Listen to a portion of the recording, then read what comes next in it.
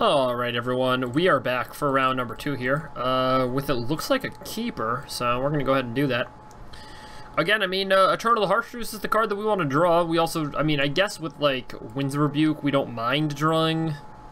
I don't know, this hand is just like flyers and bounce. Look, if our opponent doesn't play anything until turn 3, this might just get there, right? We get to, like, hit for 2, Aerial Guide, unsummon their guy, Winds of Rebuke while, like, hitting for 4 a bunch, maybe play a blocker at some point. We have a chance. What can I say? We're siding out with Fraying Insanity, but Fraying Insanity, I should say. I had the opportunity, of course, to, like, remove it from the deck in between matches, and maybe we should have done that, and if we lose this match, if we lose round 2, we probably will do that, because I think it gives us a better chance to win, a match if we do side it out. But I want to see it work. Like, I just want to win by mill at least once. I think having, like, a second Ifnu Rivulet is, like, kind of key. So, like, yeah, I think having a second Ifnu Rivulet is kind of key. By the way, if you've noticed me change, that's because I went to the gym, got Twitch partner, which is super hype, and now I am recording the rest of the videos before I go out and get some stuff at the store. I will, of course, be streaming tonight, so if you are looking for some entertainment, something like that, you can always check out the stream. I gotta get back on the YouTube grind at some point.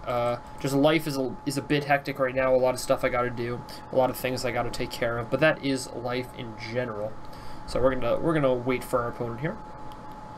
Hopefully they pop up sooner rather than later, but you know, we will see. We will see. Sorry for this bed in the background. I've not been in my like normal spot in weeks. Weeks, I tell you. Normally this is just my office, and I am in a different room to like sleep in my house or whatever. But because I had like a bunch of family over, I just moved rooms. I just like slept in my office because it didn't make sense for somebody to sleep in my office and then like me work in my office. Like, that didn't make sense because I work while most people sleep, so I just like moved rooms or whatever and used somebody else's room. Alright, we're going to use some movie magic, and we're going to reappear when our opponent does. Alright, it seems like our opponent is back here, so we're gonna keep him moving, keep him 100.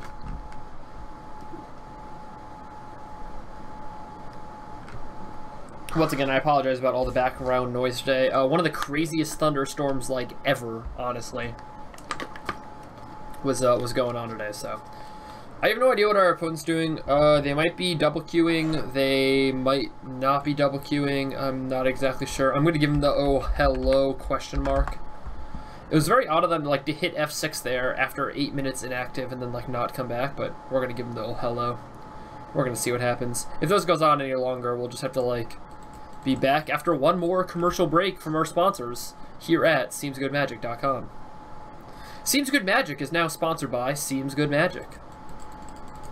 Every day of the week, you can watch somebody draft a deck that probably seems good and is played in Magic. I don't know. You know, that's a bad commercial. You know what? I'm not here to make good commercials. I'm here to make fun Fraying Sanity draft decks. That's really what I'm here for. I wish we had like more Spellweaver Eternals too, to be honest. All right, this is getting. I am so tilted at this point. All right, we'll be back in a second. I'm just gonna keep like skipping and fast forwarding. All right, I mean we're gonna see if our opponent is back for good now. Uh-oh, this isn't a good sign. They're just like doing stuff and then F6ing. Dehumidifier spill? Jeez.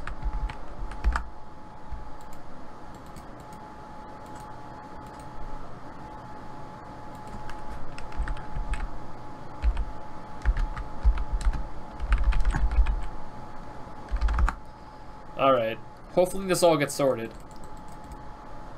I guess our opponent must have just F6 though, so they didn't like, so they didn't time out. So like one of the things that happens on MTGO is if you're inactive for 10 minutes, then your opponent gets the match win. So a lot of times if like this is happening or whatever, or if there's like an emergency where you have to go do something, but you think you're going to be able to like finish the match, you'll just like, you'll come back at like 9 minutes like our opponent did, and you'll just like hit the F6 button or hit a button just to like make it so you weren't inactive the whole time. Alright, if they're dealing with this or whatever and they're just like doing stuff every 3 minutes, I'm just gonna like pause this video, and then we'll be right back as soon as like actual stuff happens.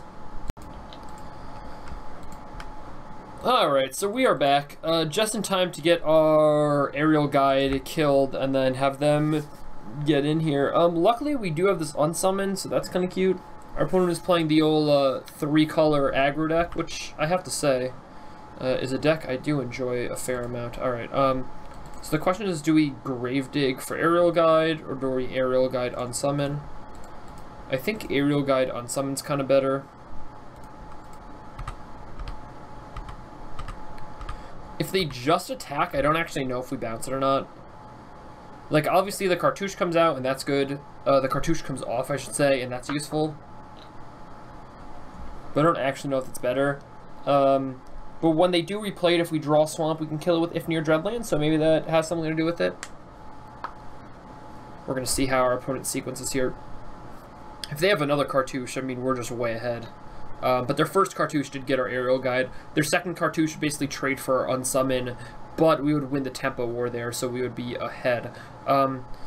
Yeah, sorry about this very, like, choppy round 2 video. Again, I mean, you know, our opponent, something weird is up with our opponent's house or whatever, so can't totally hate there. Alright, we're just gonna take 3 here, no reason not to. They have 4 mana up, I don't wanna... Alright, I mean, we're gonna unsummon now.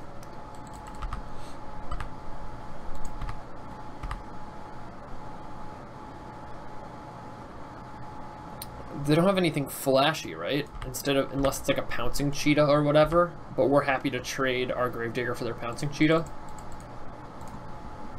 Alright, we're gonna Gravedig an aerial guide back. We have our Winds of Rebuke. And we have an If Near Dreadlands. Unfortunately, we don't have like any other removal or card draw, but this might be able to do the job. Also, our opponent is taking a while, and because they had, I mean, they basically wasted like 13 minutes of their 25-minute clock at the beginning. Meaning that they only have like half the allotted amount of time to play these 3 games, so that could work in our favor. So they seem to be green-black based, but we don't know that for sure here. Alright, we're going to attack with both, and then the turn after our plan is to get in with everything.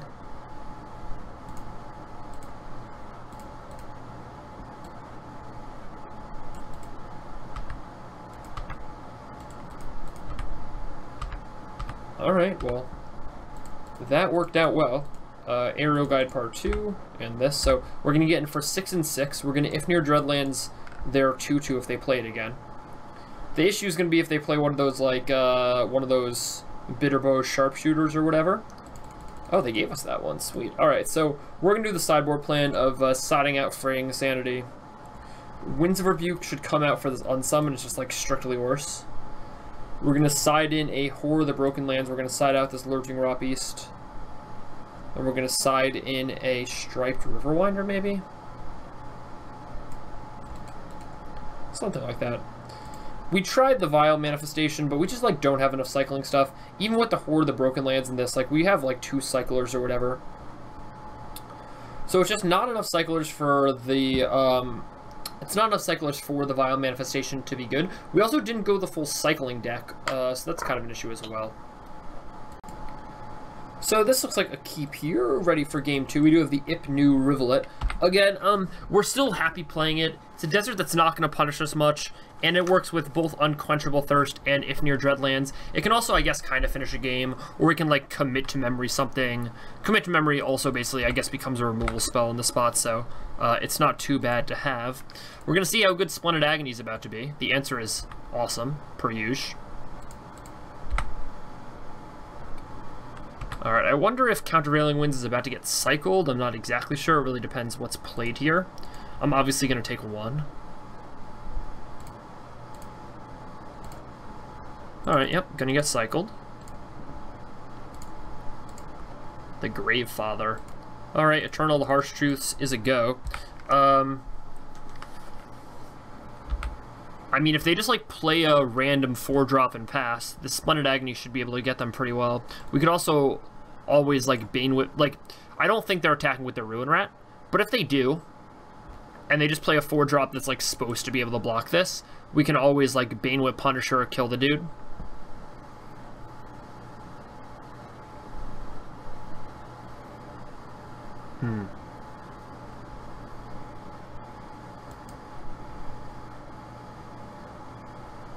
It's actually a tad more annoying.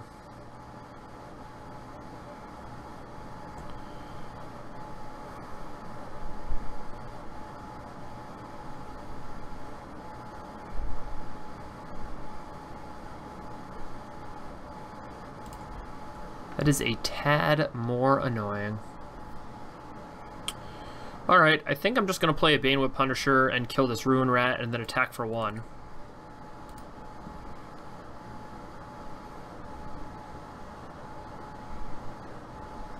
Wait, this just has to not be blocked, right? So I can actually kind of like 3-for-1 them here. Yeah, alright. I like the 3-for-1. So it's really a 2-for-1, right? But it's a 3-for-1 because then I get to draw a card. So shout out to 3-for-1s. Shout out to 3-for-1s. I heard they're good. How do I always draft the dumbest looking draft decks that then end up to actually sometimes be good? Alright, we're going to attack here. Horror of the Broken Lands is going to be the play. I guess we could Gravedigg back Banewhip Worshipper, or Banewhip Punisher, or whatever. That's reasonable as well. Ooh. Yeah, I'm just going to play a Horror. I just want to play a Beater here. No reason not to. We have a ton of removal in our hand. We also have a Gravedigger for Banewhip Punisher or whatever. Splendid Agony plus Banewhip Punisher is just sick. So we have a ton of outs. A ton of outs. I just made, like, so I've been, like, really into chicken thighs lately. I don't understand why everyone likes chicken breasts over chicken thighs. I don't know, they just have less flavor, right? Like, I don't know how, like, different the nutrients are or whatever. I'm not, like, that into that type of stuff, but in terms of flavor, I'm way more into the chicken thighs. Alright, we're going to attack here.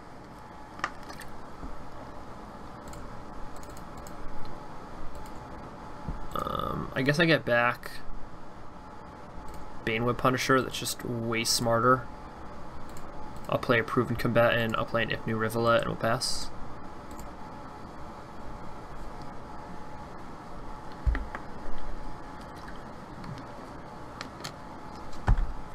I'm just kind of, like, sort of playing around a sweeper here without, like, super playing around it. And okay, well, that was the quickest match recording of all time. Thank you so much for watching, and I'll see you for round number 3.